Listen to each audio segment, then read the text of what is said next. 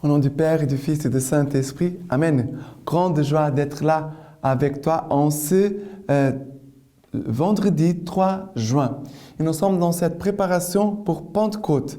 C'est très important de bien se préparer dans l'unité avec la Vierge Marie, unis dans la prière, pour bien nous préparer pour recevoir les dons de l'Esprit Saint cette année à Pentecôte. D'accord? Et n'oublie pas de laisser ta marque en disant que tu as aimé la lecture divina, s'il te plaît, c'est important. Et si tu as besoin de laisser aussi un commentaire, tu peux faire un petit commentaire. D'accord? Et voilà, la première lecture d'aujourd'hui, c'est Actes des Apôtres, chapitre 25, à partir du verset 13. Quelques jours plus tard, le roi Agrippa et Bérénice arrivèrent à Césarée et vinrent saluer Festus. Comme leur séjour s'est prolongé, Festus exposa au roi l'affaire de Paul. « Il y a ici, dit-il, un homme que Félix a laissé en captivité. Pendant que j'étais à Jérusalem, les grands prêtres et les anciens des Juifs ont porté plainte à son sujet, demandant sa condamnation.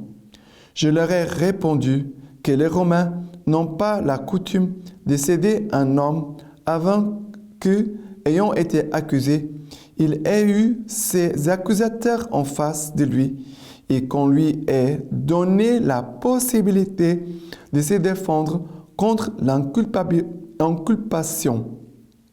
Ils sont donc venus ici avec moi et sans y apporter aucun délai, dès le lendemain, j'ai siégé à mon tribunal et fait amener l'homme. Mis en sa présence, les accusateurs n'ont soulevé aucun grief concernant des forfaits que, pour ma part, j'aurais soupçonnés. Ils avaient seulement avec lui je ne sais quelle contestation touchant leur religion à eux et touchant un certain Jésus qui est mort et que Paul affirme être en vie. Pour moi, embarrassé devant un débat de ce genre, je lui ai demandé s'il voulait aller à Jérusalem pour y être jugé là-dessus. Mais Paul, ayant interjeté, appel pour que son cas fût réservé au jugement de l'auguste empereur. J'ai ordonné de le garder jusqu'à ce que je l'envoie à César. Alors, ici, qu'est-ce qui se passe? Nous voyons Paul en captivité, il est en prison, il est en train d'être jugé, et les accusations n'ont aucun motif. Mais quel est le point? Deux choses importantes. Paul, il est accusé, il est en prison, mais il est libre. Il est libre parce qu'il est libre devant Dieu. Et c'est cela la vraie liberté. La liberté, c'est d'être libre en présence de Dieu, devant Dieu. Et aussi, je ne suis pas attaché à aucun péché. Ça veut dire que le péché n'a aucune prise sur moi. Je suis libre en Dieu et il n'y a aucune chose qui me retienne de mal. Je parle de choses méchantes, de péché. D'accord? Et en même temps, la deuxième chose, c'est que Paul témoigne de Jésus, dit. Mais Paul, ayant interjeté l'appel pour que son cas fût réservé au jugement de l'auguste empereur. Mais pourquoi? Parce qu'il dit... dit Festus, pour moi, embarrassé devant un débat de ce genre, je lui ai demandé s'il voulait aller à Jérusalem pour y être jugé là-dessus. Mais pourquoi tout ça? Parce que, ici dit, touchant un certain Jésus qui est mort et que Paul affirme être en vie. En fait, Paul est dans un tribunal, il est accusé d'une façon injuste, mais Paul, qu'est-ce qu'il fait? Il témoigne. Jésus est vivant, Jésus est vivant, Jésus est vivant, Jésus est ressuscité. Il témoigne. Cela provoque les gens pour se dire, mais est-ce que Jésus vraiment est vivant? Est-ce que j'ai fait une expérience que Jésus est ressuscité? Pour que les gens puissent faire cette expérience. Nous tous, nous sommes appelés à faire une expérience de Jésus vivant. Et l'Esprit Saint est là exactement. non pas seulement pour nous aider à témoigner, d'être libre, même si je suis accusé, je suis libre. Je suis libre, point. C'est l'action de l'Esprit Saint. Mais en même temps, l'Esprit Saint nous fait faire une expérience que Jésus est vivant. C'est l'Esprit Saint qui nous permet de faire une expérience de Jésus vivant. C'est l'Esprit Saint qui nous fait faire une expérience que la parole de Dieu, elle est vivante. Ce n'est pas une parole quelconque.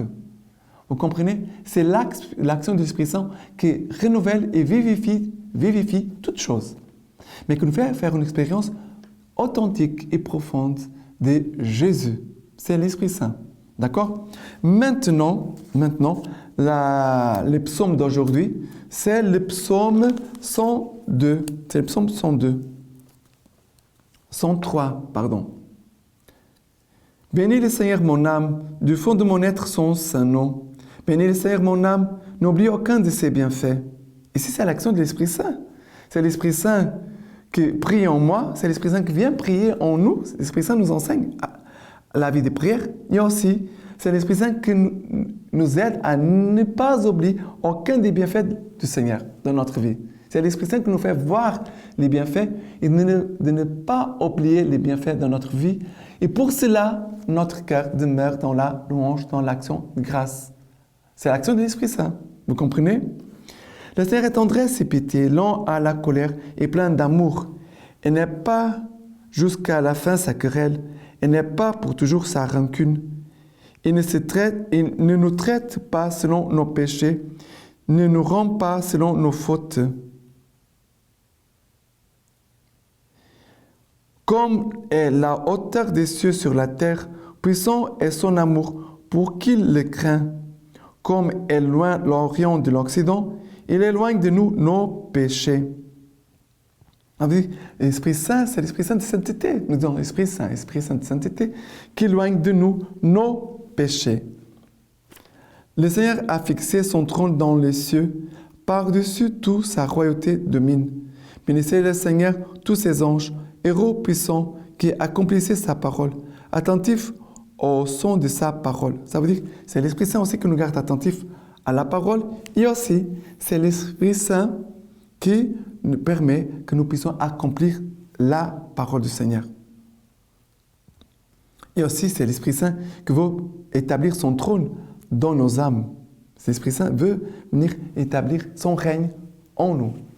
Voilà, là où l'Esprit Saint est, qui règne, c'est Jésus-Christ. D'accord?